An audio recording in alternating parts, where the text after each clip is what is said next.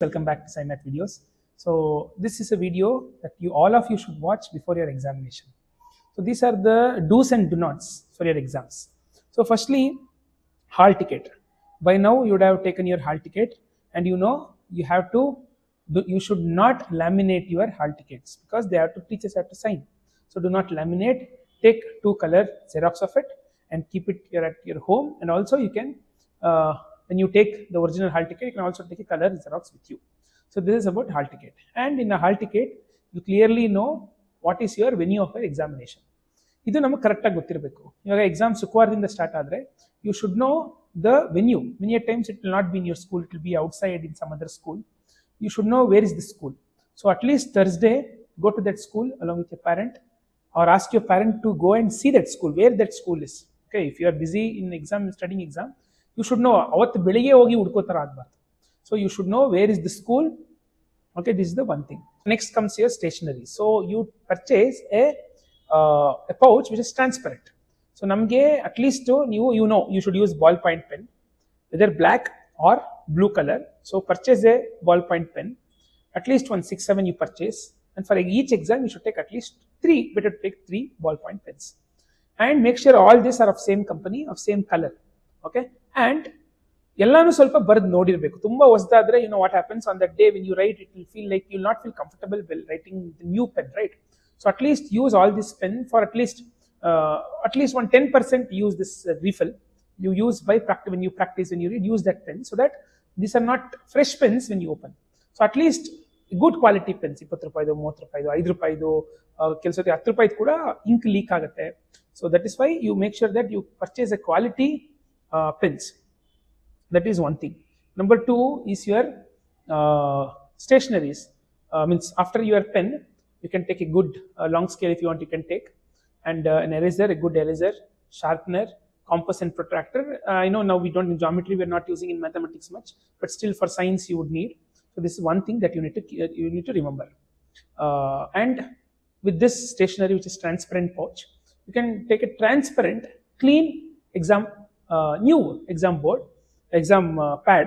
So generally hale exam pad alli eno ansirtira, idellanu sunne unnecessary. Somebody can ask why you bought this. So better you can take a transparent new exam pad. Okay, these are the stationary things, and keep all these things in your bag, and by Thursday keep it ready. And every day when you come back to home, do not take back the hall ticket. Let the bag remain there itself. ಹಿಂಗಿರ್ಬೇಕಂದ್ರೆ bag ತಗೊಂಡೋಗ್ತೀಯ, bag ಅಲ್ಲೇ ಇರ್ತೀಯ, ಮತ್ತೆ bag ತಗೊಂಡೋಗ್ತೀಯ, ಮತ್ತೆ ನೀನು pad ಆಚೆ ತೆಗಿತೀಯಾ, ಮತ್ತೆ hall ticket ಎಲ್ಲೋ ಬೇರೆ ಕಡೆ ಇಡ್ತೀಯ ಅಂದ್ರೆ ಏನಾಗೋಗ್ಬಿಡುತ್ತೆ, ಮರ್ತೋಗೋ ಚಾನ್ಸಸ್ ಜಾಸ್ತಿ ಇದೆ. So every day you keep your bag in one corner itself. Only the books you want you will put, and you will refill the books. ಅಲ್ಲೋಗಿ ಓದ್ತೀರಾ ಅಂದ್ರೆ ಒಂದಿನ ನೀವು ಫಸ್ಟ್ ಲ್ಯಾಂಗ್ವೇಜ್ ಹಾಕೊಂತೀರಾ, ತೆಗೆದುಬಿಟ್ಟು ಸೆಕೆಂಡ್ ಲ್ಯಾಂಗ್ವೇಜ್ ಮ್ಯಾಕ್ಸ್ ಹಾಕೊಂತೀರಾ ಓದ್ ಬೆಳಿಗ್ಗೆ. ಇಷ್ಟೇ. ಮಿಕ್ಕಿದ pad, hall ticket, stationery objects ನ ತೆಗಿಬೇಡಿ ಆಚೆ. ನೀವು ಪ್ರಾಕ್ಟೀಸ್ ಮಾಡಕ್ಕೆ ಮನೇಲೆ ಪೆನ್ ಇಟ್ಕೊಳ್ಳಿ, ಮನೇಲೆ ಪೆನ್ಸಿಲ್ ಇಟ್ಕೊಳ್ಳಿ. ಈ ಪೆನ್ನು ಮತ್ತೆ ಅದು ಎಕ್ಸಾಮ್ ಅಲ್ಲಿ ಯೂಸ್ ಮಾಡೋ ಪೆನ್ನು, ಎರೇಸರ್ ಮತ್ತೆ ಮನೇಲಿ ಯೂಸ್ ಮಾಡಕ್ ಹೋಗ್ಬೇಡಿ. ಸೊ ಅದನ್ನ ಬ್ಯಾಗ್ ಅಲ್ಲೇ ಇಟ್ಬಿಡ್ಲಿ ಅದು. So this is one thing. So next watches, digital watches are not allowed because the calculator irutte. It is equivalent to malpractice. You can, if you want to watch, you can take analog clock. Analog clock ಅಂದ್ರೆ ಗೊತ್ತಲ್ಲ. So numbers ಇರುವಂತ 1 to 12 ಆ ತರ ಇರುವಂತದ್ದು 12-hour clock ನೀವು ತಗೊಂಡು ಹೋಗ್ಬೋದು. This is about watch. And obviously on the examination day, 10 o'clock exam ಶುರು ಆದ್ರೆ at least first day try to be at 8:30. know the venue, where is the classroom, where is your place. So ಆಚೆ notice board ನೋಡ್ಕೊಂಡು class ರೂಮ್ಗೆ ಹೋಗಿ, class room desk ಮೇಲೆ ಬರ್ದಿರೋ number, ನಿಮ್ಮ hall ticket ಮೇಲೆ ಬರ್ದಿರೋ ನಂಬರು ಎರಡೂ ಕ್ರಾಸ್ ವೆರಿಫೈ ಮಾಡಿ ಆಮೇಲೆ ನೀವು ಅಲ್ಲಿ ಕೂತ್ಕೋಬೇಕು. So you should know your place correctly. Most of the time it will be same place for remaining all exams, but every day you see whether the places by chance have changed or not. So this is first few things. Next is, for every day when you go, have some light moderate breakfast and go. ಏನು ತಿಂದನೆ ಹೋದ್ರೂ ಸಮಸ್ಯೆ, ಏನಾದ್ರು light ಆಗಿ ಏನೋ ಒಂದು ಫ್ರೂಟೋ, ಒಂದು glass of milk ಏನೋ ಒಂದು ಕುಡ್ಕೊಂಡು ಸ್ವಲ್ಪ ಫ್ರೆಶ್ ಆಗಿ ಹೋಗೋದು ವಾಸಿ. My suggestion is, for all the exam, at least a 6-hour good sleep is very much required. For maths, at least maths, science, subjects where too much of thinking is required. Obviously ಎಲ್ಲ ಸಬ್ಜೆಕ್ಟ್ಗೂ thinking ಬೇಕು, languages ಕೂಡ think ಮಾಡಬೇಕು, words ನ ಯೋಚನೆ ಮಾಡಬೇಕು, ಹೆಂಗ್ present ಮಾಡ್ಬೇಕಂತ ಯೋಚನೆ ಮಾಡಬೇಕು. So it is always better that you have good sleep. ತುಂಬಾ ಲೇಟ್ ನೈಟ್ ವರೆಗೂ ಓದ್ಕೊಂಡು ಮತ್ತೆ ಬೆಳಿಗ್ಗೆ ಬೇಗಿದ್ದು ಇದರಿಂದ ಏನಾಗುತ್ತೆ, ಎಕ್ಸಾಮ್ ಅಲ್ಲಿ ತಲೆನೋವು ಬರುತ್ತೆ, ಯೋಚನೆ ಮಾಡೋದು ಕಷ್ಟ ಆಗುತ್ತೆ. So 6 to 7 hours good sleep is very much necessary. Okay, so ಅದನ್ನ ನೀವು ಮೇಂಟೈನ್ ಮಾಡಬೇಕು. ನೆಕ್ಸ್ಟ್ ಅದಕ್ಕೆ ಮುಂಚೆನೆ ಎಲ್ಲ ಎಕ್ಸಾಮ್ಗೆ 1 hour ಮುಂಚೆ, ಫಸ್ಟ್ ಎಕ್ಸಾಮ್ ಫಸ್ಟ್ ದಿನ 1.5 hour, ನೆಕ್ಸ್ಟ್ ಎಲ್ಲ ಎಕ್ಸಾಮ್ಗೆ ಅಟ್ಲೀಸ್ಟ್ ಒಂದು 45 ಮಿನಿಟ್ಸ್ 1 ಅವರ್ ಮುಂಚೆ ಹೋಗೋದು ಒಳ್ಳೇದು, ಯಾಕಂದ್ರೆ ಅರ್ಜೆಂಟ್ ಹೋಗೋದು ಬೇಡ.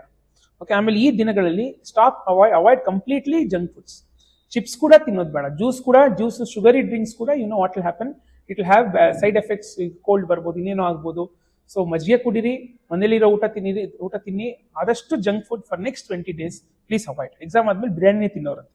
Okay, so please avoid anything outside. Okay, and also please avoid contact with sick people. ಯಾರೋ ಕೆಮ್ತಾ ಇರ್ಬೋದು, ಅಲ್ಲಿ ಹೋಗೋದು, ಡಿಸ್ಕಸ್ ಮಾಡೋದು avoid, because you know many disease are you can ನಿಮಗೂ ಬರ್ಬೋದು ಎಕ್ಸಾಮ್ ಟೈಮಲ್ಲಿ. So this is one thing. Next you know uniforms, shoe, examination ID card ಇದೆಲ್ಲಾನು ನೀಟಾಗಿ ರೆಡಿ ಮಾಡಿ ಇಟ್ಕೊಂಡು ಫ್ರೆಶ್ ಆಗಿರ್ಬೇಕು ಮೈಂಡ್. ನಿಮ್ಮ ಮೈಂಡು, ನಿಮ್ಮ ಅಪಿಯರೆನ್ಸ್ ಕೂಡ ಫ್ರೆಶ್ ಆಗಿದ್ದಷ್ಟು ಒಳ್ಳೇದು. ಓಕೆ, ಇದು ಇಷ್ಟು ನಿಮಗೆ ಎಕ್ಸಾಮ್ಗಿಂತ ಮುಂಚೆ ಮಾಡುವಂತ ವರ್ಕ್ಸ್. ಇವಾಗ ಎಕ್ಸಾಮಿನೇಷನ್ ಹಾಲ್ ಅಲ್ಲಿ ಯಾವ ತರ ಇರಬೇಕು, ಅಲ್ಲೂ ಕೂಡ ಏನಂದ್ರೆ first thing is you should know where is your place. Answer booklet ಕೊಡ್ತಾರೆ. ಆನ್ಸರ್ ಬುಕ್ಲೆಟ್ ನಿಮ್ಗೆ ಸಪ್ರೇಟ್ ಪೇಪರ್ಸ್ ಕೊಡಲ್ಲ. It is a booklet of 50 pages booklet, 35 to 50 pages booklet. First page ಅಲ್ಲಿ ನಿಮಗೆ ಡೀಟೇಲ್ಸ್ ಎಂಟ್ರಿ ಮಾಡಕ್ಕಿರುತ್ತೆ. First day please listen to the invigilator. ಏನೇನು ಬರೀಬೇಕು, ಏನ್ fill ಮಾಡಬೇಕು, ಬಹಳ ಕೇರ್ಫುಲ್ ಆಗಿ ಮಾಡಬೇಕು, ಅದು ಬಹಳ ಇಂಪಾರ್ಟೆಂಟ್. ಓಕೆ, ಸೊ ಇಷ್ಟು ದಿನ ಪ್ರಾಕ್ಟೀಸ್ ಮಾಡಿದ್ದು important, but on the day how attentive you are, that matters very much. Question paper ಮೇಲೆ ಒಂದು ಡಾಟ್ ಕೂಡ ಇರಬಾರ್ದು, ಅಲ್ಲಿ ಟಿಕ್ ಮಾಡೋದು, ಅಲ್ಲಿ ಮಾರ್ಕ್ ಮಾಡಿದ್ರೆ ಮಾಲ್ ಪ್ರಾಕ್ಟೀಸ್ ಲೆಕ್ಕ. ಸೊ ಅದನ್ನ ಮಾಡಬಾರ್ದು.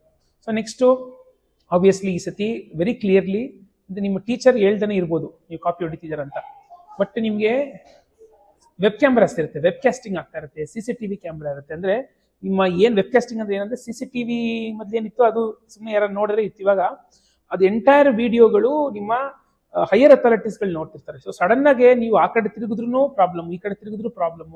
ಸೊ ನನ್ ಕೇಳಿದ್ರೆ honesty is very much important. ನೀವು ಮತ್ತೆ ಅದೇ ಫ್ರಾಡ್ ಮಾಡ್ತೀರಾ, ಎಕ್ಸಾಮ್ಗೆ ಹೋಗ್ಬಿಟ್ಟು ಕಾಪಿ ಹೊಡಿತೀರಾ, ಇನ್ನೇನೋ ಮಾಡ್ತೀರಾ ಅಂದ್ರೆ ಸೊ ಅದ್ರದ್ದು ಪರಿಣಾಮ ಇದ್ದೇ ಇರುತ್ತೆ. ಸೊ ನೀವೇನೇ ಮೋಸ ಮಾಡಕ್ ಟ್ರೈ ಮಾಡಿದ್ರು, ಏನೇ ಶಾರ್ಟ್ ಕಟ್ಸ್ ಹುಡುಕಿದ್ರು ಕೂಡ ನೀವು ಸಕ್ಸಸ್ಫುಲ್ ಆಗ್ಬೋದು.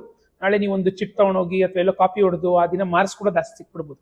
ಆದ್ರೆ ಲಾಂಗ್ ಟರ್ಮ್ ಅಲ್ಲಿ ನೀವು ಯೋಚನೆ ಮಾಡಿ, ನಿಮಗೆ ಅದ್ರ ಬಗ್ಗೆ ಖುಷಿ ಇರುತ್ತಾ? It is an honest effort you made. ಇಡೀ ನೀವು ಯಾರು ಕೇಳಿದ್ರೆ ಧೈರ್ಯವಾಗಿ ಹೇಳ್ಬೋದು ನಾನು ಕಾಪಿ ಹೊಡೆದೇನೆ 85 ತೆಗೆದೆ ಅಂತ. ನೀವು 95 ತೆಗೆದು ಕಾಪಿ ಹೊಡೆದು ಮೋಸ ಮಾಡ್ತಾ ಇರೋದು ನಿನ್ ಮನಸ್ಸಲ್ಲೇ ಇರುತ್ತೆ, ನೀವು ಹಿಂಗ್ ಮೋಸ ಮಾಡಿದೆ ಅಂತ. ಯಾವತ್ತು ನಾವು ಬೇರೆಯವ್ರು ಮೋಸ ಮಾಡೋಕ್ಕಿಂತ ನಮ್ಮ ಮನಸ್ಸಿಗೆ ನಾವು ಮೋಸ ಮಾಡಬಾರ್ದು. ಸೊ ಅದು ಬಿಟ್ಟು ಕೂಡ ನೀವು ಮಾಡ್ತೀರಾ ಅಂದ್ರೆ ಇಟ್ ಇಸ್ ಲಿಫ್ಟ್ ಯು. ನನ್ನ ಎಕ್ಸ್ಪೀರಿಯನ್ಸ್ ಅಲ್ಲಿ ಈ ತರ ಮೋಸ ಮಾಡಿ ಮಾರ್ಕ್ಸ್ ಕೂಡ ಬಂದ್ಬಿಡ್ಬೋದು, ಮುಂದೆ ಲೈಫಲ್ಲಂತೂ ಬಹಳ ಕಷ್ಟ ಇದೆ ಇಂಥವ್ರಿಗೆಲ್ಲ. ಸೊ ಅದಕ್ಕೆ ಹಾನೆಸ್ಟ್ ಆಗಿ ನಿಮ್ಗೆ ಗೊತ್ತಿರೋದನ್ನ ನೀವು ಬರಬೇಕು. ಆಮೇಲೆ ಬೇರೆ ಯಾರಾದ್ರೂ ನಿಮ್ಮ ಆನ್ಸರ್ ಪೇಪರ್ ಕೊಡಿ ಅಂತ ಕೇಳಿದ್ರು ಹೆಲ್ಪ್ ಮಾಡಕ್ ಕೂಡ ಹೋಗ್ಬಾರ್ದು. ಹೆಲ್ಪಿಂಗ್ ನೇಚರ್ ಇದ್ರೆ ಇವಾಗ ಹೆಲ್ಪ್ ಮಾಡಿ ಸ್ಟೂಡೆಂಟ್ಸ್ಗೆ, ಎಕ್ಸಾಮಿನೇಷನ್ ಆಚೆ ಹೆಲ್ಪ್ ಮಾಡಿ. ಎಕ್ಸಾಮಿನೇಷನ್ ಹಾಲ್ ಅಲ್ಲಿ ನಾವು ಯಾರಿಗೂ ಹೆಲ್ಪ್ ಮಾಡಕ್ ಹೋಗಿಲ್ಲ, ನಾವು ನಮಗೆ ಹೆಲ್ಪ್ ಮಾಡ್ಬೇಕಲ್ಲಿ. ನಾವು ನಮ್ಮ ಆನ್ಸರ್ಸ್ ನಾವು ಒಳ್ಳೆ ಮಾರ್ಕ್ಸ್ ತೆಗೆಯೋಕ್ಕೋಸ್ಕರ ಇಷ್ಟು ವರ್ಷ ಕಷ್ಟಪಟ್ಟಿರೋದು. ಆ ದಿನ ನೀವು ಹೆಲ್ಪ್ ಮಾಡಕ್ ಹೋಗಿ ಇನ್ನೇನೋ ಸಿಕ್ಕಾಕೊಳ್ಳೋದು, ಯಾರೋ ಟೀಚರೇ ನಿಮ್ಗೆ ಕೇಳ್ಬೋದು ಕೊಡಪ್ಪ ಆನ್ಸರ್ ಸ್ಕ್ರಿಪ್ಟ್ ನಾನು ಬೇರೆ ಕೊಡಬೇಕು ಅಂತ, ಯಾರಿಗೂ ಕೊಡಂಗಿಲ್ಲ. ಬೆಟರ್ ಇಷ್ಟು ನನಗೆ ಗೊತ್ತಿಲ್ಲ ಮೇಡಮ್ ಅಂತ ಹೇಳೋದು ವಾಸಿ. ಸೊ ಆದಷ್ಟು ನೀವು ಯಾವ್ದಲ್ಲೂ ಇನ್ವಾಲ್ವ್ ಆಗೋದೇ ಬೇಡ. ನೀನ್ ಯಾರು ಇಲ್ಲ ಕ್ಲಾಸ್ ರೂಮ್ ಮಾಡ್ಕೊಂಡು ಬರ್ದ ಎದ್ ಬಂದ ಅಷ್ಟೇ. ಏನಕ್ಕೂ please do not interfere. Okay, this is very much important. This suggestion is very much important. ಯಾರೋ ನಿಮ್ಗೆ ಹೇಳಿದ್ರು ಕಾಪಿ ಹೊಡಿತಿದ್ದೀರಾ ಅಂತ, ಮತ್ತೆ ನೀವು ಟೀಚರ್ ಹೇಳಿದ್ರು ವೈ ಆರ್ ಯು ಕಾಪಿಂಗ್ ಅಂತ. ನೀವು ಕಾಪಿ ಹೊಡಿತಿಲ್ಲ ಬಟ್ ಸ್ಟಿಲ್ ನೀವು ಕಾಪಿ ಹೊಡಿತೀರಾ ಅಂತ ಹೇಳಿದ್ರು, ನೀವು ಆ ಕಡೆ ತಿರ್ಗೋದು ನೋಡಿ, ಮತ್ತೆ ಅವ್ರ ಹತ್ರ ವಾದಕ್ಕೆ ಹೋಗೋದು, no I did not copy, ಅವ್ರ ಹತ್ರ ರೇಗೋದು, ಇದೆಲ್ಲ ಮಾಡಬಾರ್ದು. ಯಾರು ಹೇಳಿದ್ರೆ ಸಾರಿ ಮೇಡಮ್ ಅಷ್ಟೇ. So better you do not involve in any of the steps. This are very much important. Next ನೀಟಾಗಿ ಬರೀಬೇಕು handwriting. Obviously key points underline ಮಾಡಬೇಕು ಲ್ಯಾಂಗ್ವೇಜಸ್ಗಳಿಗೆ.